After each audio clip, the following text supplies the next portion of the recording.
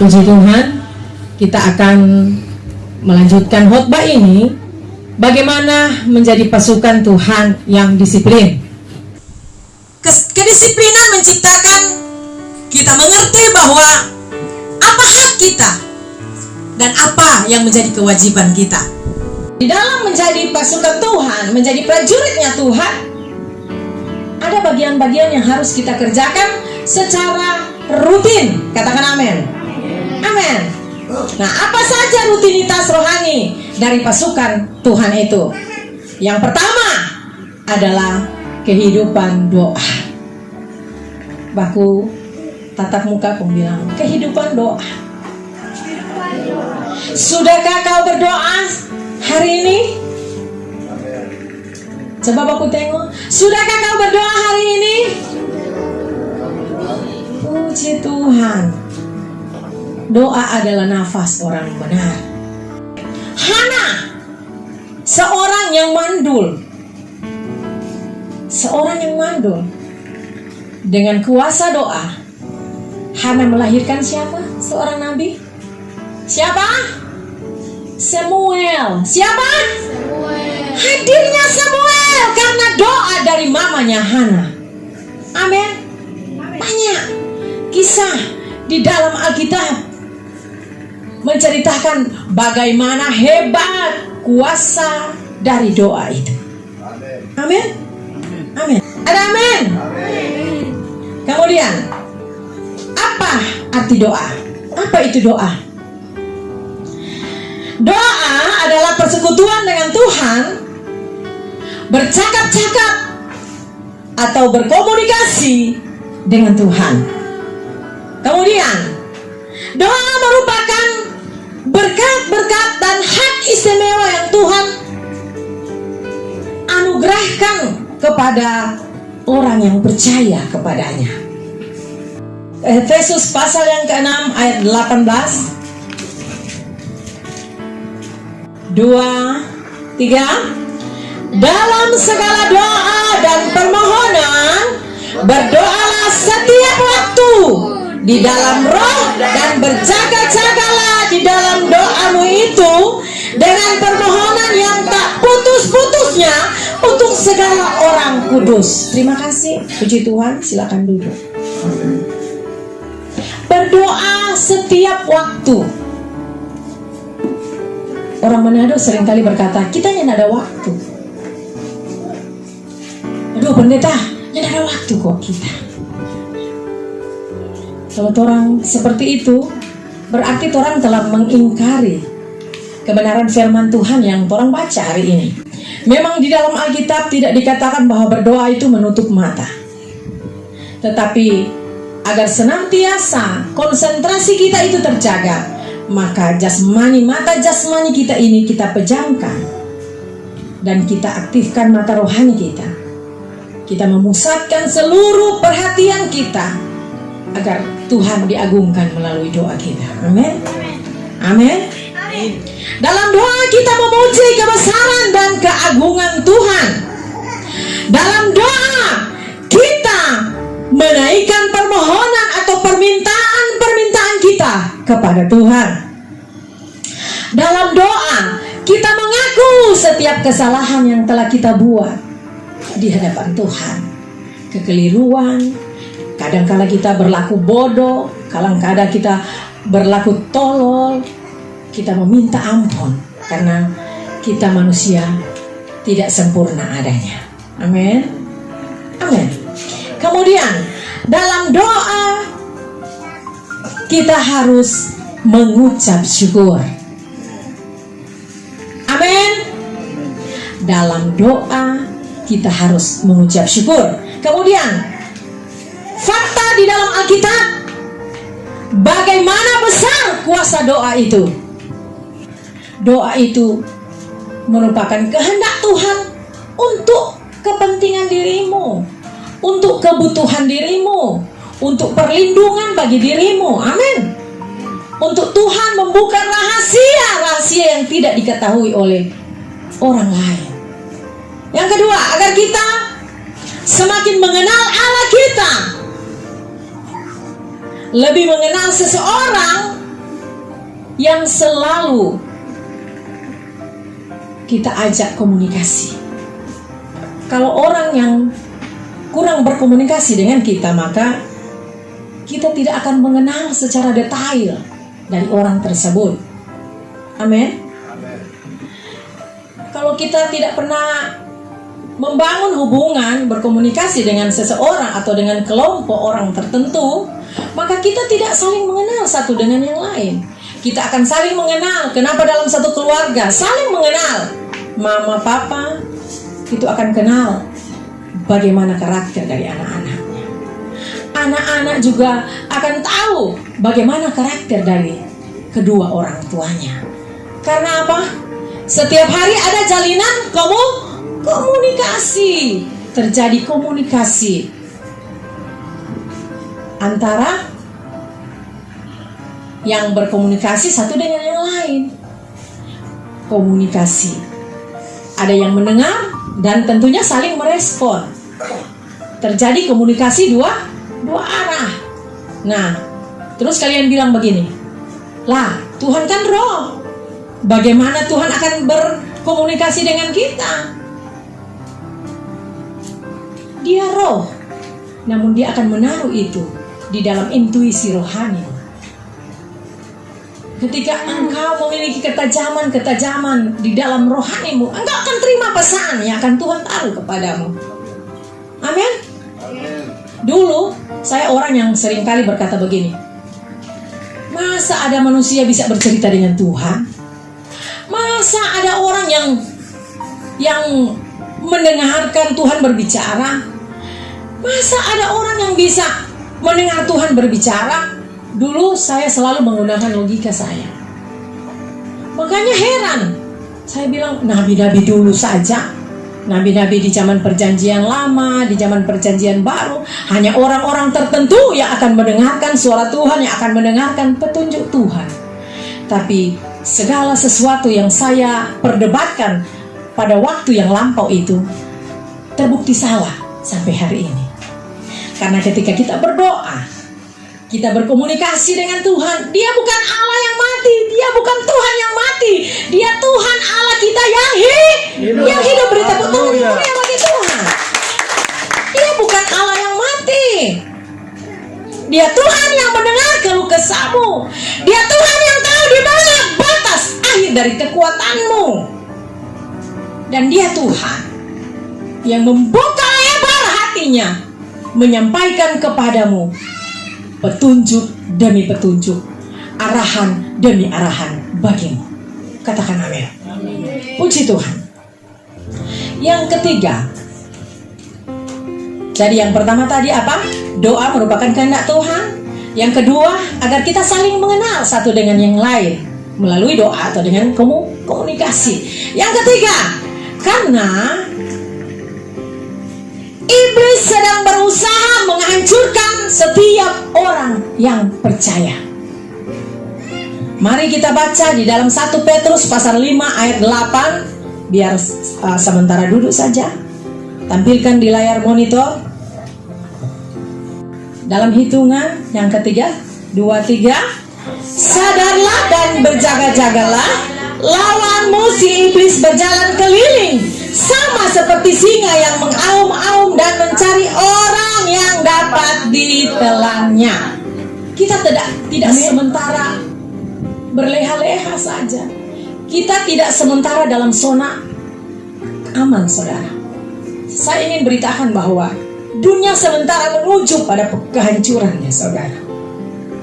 Jika kau tidak menangkap setiap kairos dari Tuhan, engkau akan ketinggalan.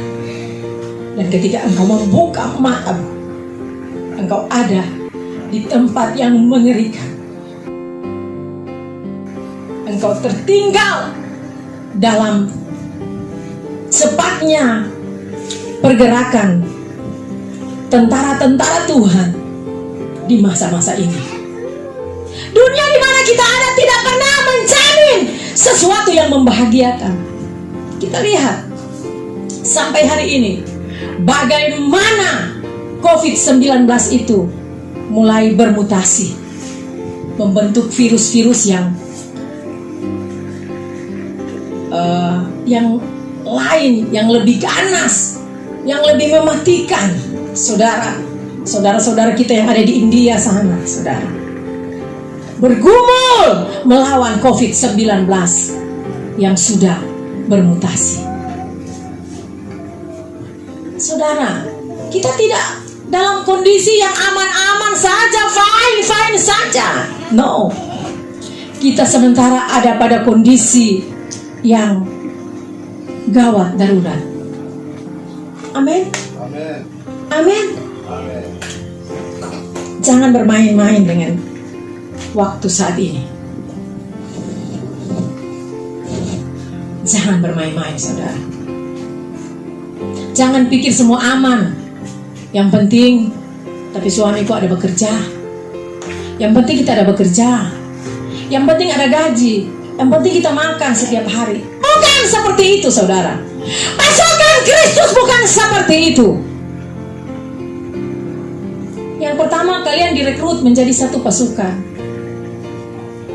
Mau menjadi pasukan? Mau, saya mau. Menjadi pasukan, ada peraturan yang akan kita lakukan. Ada kewajiban dan ada hak seperti yang sudah kita bicarakan tadi. Nah, sekarang apa kewajiban? Salah satu kewajiban kita berdoa, menjadi pendoa, berdisiplin dalam kehidupan doa. Katakan amin. Puji Tuhan. Yang keempat, karena adanya kebutuhan yang hakiki di dalam hidup kita. Amin. Di dalam hidup kita ini, saudara, ada satu ruang yang tidak bisa diisi oleh apapun yang ada di dunia ini. Yang mampu melengkapi dan mengisi kehidupan yang hampa itu hanyalah Tuhan melalui kuasa Roh-Nya yang kudus. Katakan amin.